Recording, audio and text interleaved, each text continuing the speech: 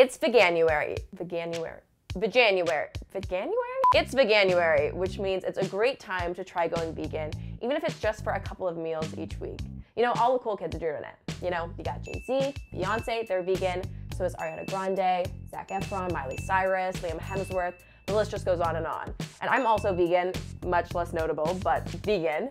And you know, even in 2019, with there being so many beauty options, food options, and clothing options for vegans, there's still so many misconceptions about being vegan. So let's quickly dive into some common misconceptions.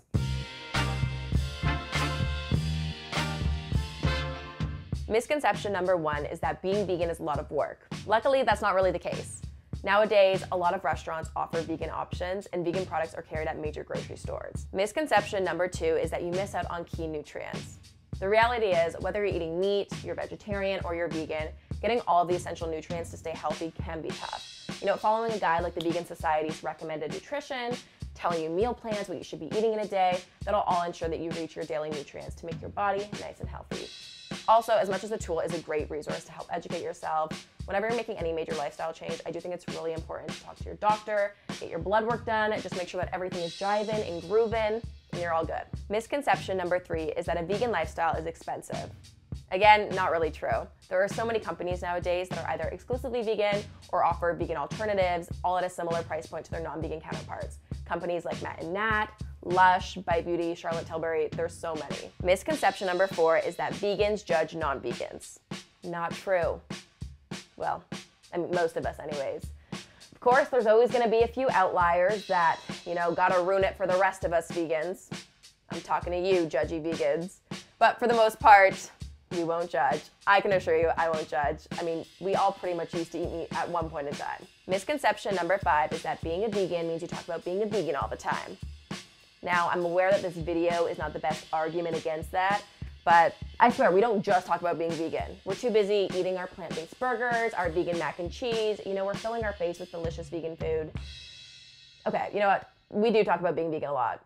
Maybe this one isn't a misconception. I hate that it's true. Sometimes a basic hoodie is kind of the move. No, I think mustard. Mustard is the color of the year, isn't it? Is that right? This is like a vanilla latte in a lip gloss, which in the morning sometimes can replace a good coffee.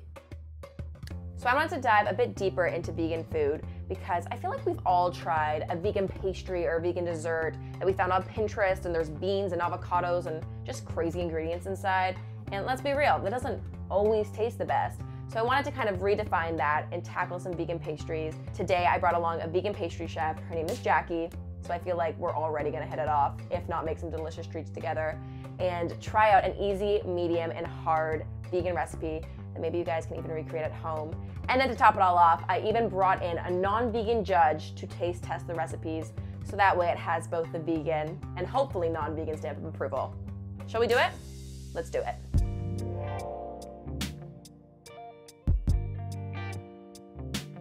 I'm a little intimidated, but I know we're gonna be doing kind of a beginner, medium, expert. Exactly. I mean, all 3 recipes are very approachable, either way you slice them, but our first recipe is gonna be vegan chocolate from scratch. Our 3 to 4 ingredients for our vegan chocolate is cocoa powder. The second ingredient is cocoa butter. Now, it says finely chopped. I find it a lot easier to shred it with like a cheese grater. And our third ingredient is a sweetener. That's the maple syrup. I was hoping you were gonna say maple syrup. Maple syrup is seriously one of my favorite things. It sounds so Canadian of me to say that, but I truly live for pure maple syrup. So we're gonna start by melting this cocoa butter. I would just pop it in the microwave, 10, 20 seconds each, give it a stir, give it a little shake, and it'll melt up really quickly. Realistically, that's what I would do, so I like this approach. Now. So this is our melted cocoa butter. Now we just melted it in 20-second intervals. And we're gonna put that in our dish. We're gonna put our maple syrup and our vanilla in next, and just mix that in. This is a really fun activity I find to do with non-vegans who just... The non-vegans can enjoy as well. Who can, you know, make a cute little chocolate bar. You're gonna slowly get that into kind of one consistency so it's nice and smooth and creamy. Now we're going to pipe this into our molds. Okay. I make my little piping bags out of parchment paper. Now all you have to do is cut a triangle, grab these 2 corners, and kind of flip it into an S. And you're gonna make that tight corner. Yeah. If you pull it more from the seam, yeah. you'll find that this end will be really, really tight. So when you pour this chocolate in, flip this over, and all you have to do is cut this off. And I'm gonna pour this in. So we've got some molds here. I like these molds. ones. Ooh, this is very satisfying. Just give them a little tap, and we're gonna move these over to the freezer for 5-10 minutes to set. Love it. So we have our gorgeous little chocolate cups. Can I pop them out? This seems very satisfying. Of course. Okay. And these are really easy with the silicone. You literally just pop them out. The review is coming in. Oh yeah. These are good. Okay, okay. Feeling pretty good about the last recipe. I said we take it up a notch, you know, make it a little more intense. I would say so. What's level 2 gonna be? Level 2 is going to be a delicious vegan chocolate truffle. We have your classic chocolate truffle rolled in the cocoa powder, pistachios, and toasted coconut. We have our coconut milk, which we're gonna heat either on the stove or in the microwave. And we have our vegan chocolate. So we have our milk. It's been brought just before a boil. So the key is to not bring kind of too much air or whisk this too vigorously. Oh, okay. Because you want your truffles to be nice and dense and just gorgeous. Oh, it just feels sinful in the best way. So this you're gonna have to cool in the fridge for a minimum of 5 hours. So if you're not a patient person, this one probably isn't for you because the wait time. It's hard knowing that it's like kind of a food, but you can't eat it yet. So I'm gonna give you a pair of gloves because the last thing I would want is for you to be washing your hands for 20 minutes with those gorgeous nails. Now I like to add the pistachios and the coconut because it does add a little bit more color to your presentation, and it looks like you did 3 things instead of just very one. Fancy. We're just gonna do a tablespoon and roll up your ball very quickly because the heat actually will melt it. And just have fun. Oh, this is actually such a fun activity. You wanna let these set in the fridge for 5-10 minutes just to firm up quickly before you serve them. So our truffles have been sitting for about 10-20 minutes and they're ready to plate. I would say it's an intricate plating process, but we just have to move these bad boys onto this pretty little foil cup. You can tell that my truffles, I made them oversized. They barely fit in the foil. Yours are like a nice, respectable size. Ooh, so dainty. Fits in there great. Mine is overflowing. This is Monday afternoon, this is Friday night. They're very rich. Does not make you miss any type of milk ingredients whatsoever. Okay, you can tell things are getting a little more extreme. We have some very fancy baking tools up in here. We are doing level 3 vegan baking. This is for the expert. This is not your average Jaclyn Joe baker. We are making a deep dish berry pie. We have 2 different pie crusts that we're gonna be trying out today. One is made with a coconut oil and one is made with like a butter substitute. Now first we're gonna grab our butter out of the fridge. Now we're gonna start with some nice fresh strawberries and our blueberries, sugar, cornstarch, which will thicken it up. Now this will sit for about 20 minutes and the cornstarch and sugar will dissolve with all the liquids in the fruit. Pie crust time. Fun now, time. I will be working with the coconut oil because it's a little bit more difficult, and you will be having the butter substitute. So what you want to do is kind of just like mash this. I'm actually going to do mine with my hands so we can show 2 different methods. Stick your bowl in the fridge or the freezer for a few minutes before you start.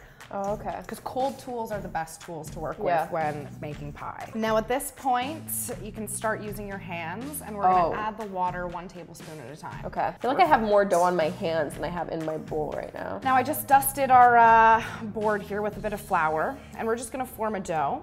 Now I chilled these 2 overnight. As you can tell, it's a little bit easier to work with, especially with the butter substitute. Has time to chill and set.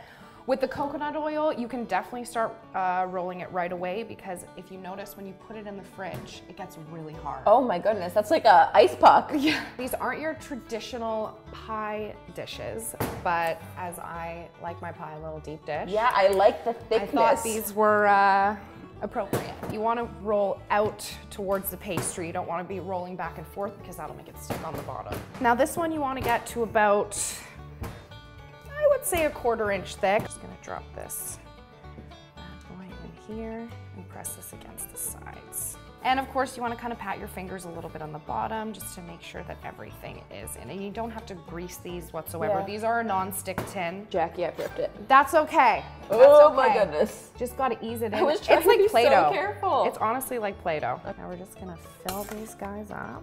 So we're gonna pop these in the oven at 375 for about 35 to 45 minutes, depending on how quickly they cook. These babies just came out of the oven. They smell so good. We are gonna bring in a taste tester who actually isn't vegan, so I feel like it'll be a fair judge. I would say so, yeah. Exactly. And they're gonna see all 3 different levels of cooking and see which recipe is their favorite, or maybe not at all. Okay, now comes the exciting part. We have the non-vegan in the house. Hello, that's me. Please don't shame me. So upon first impression, presentation 10 out of 10, so I'm gonna give it a little taste. It's like creamy, but like it being refrigerated because it's like cold. Yeah.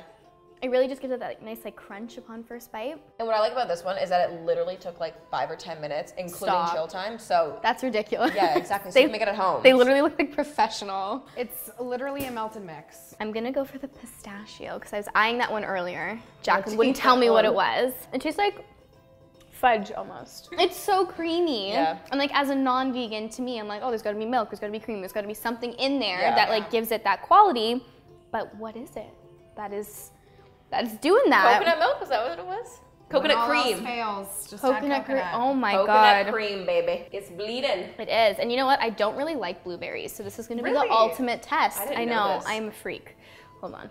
Oh my god, that is so good. Now the butter, I find it's a little bit, it's really flaky and nice. And the coconut oil, it's also flaky, but it has just more of like a, it breaks apart a little more. I want to make these as soon as I get home.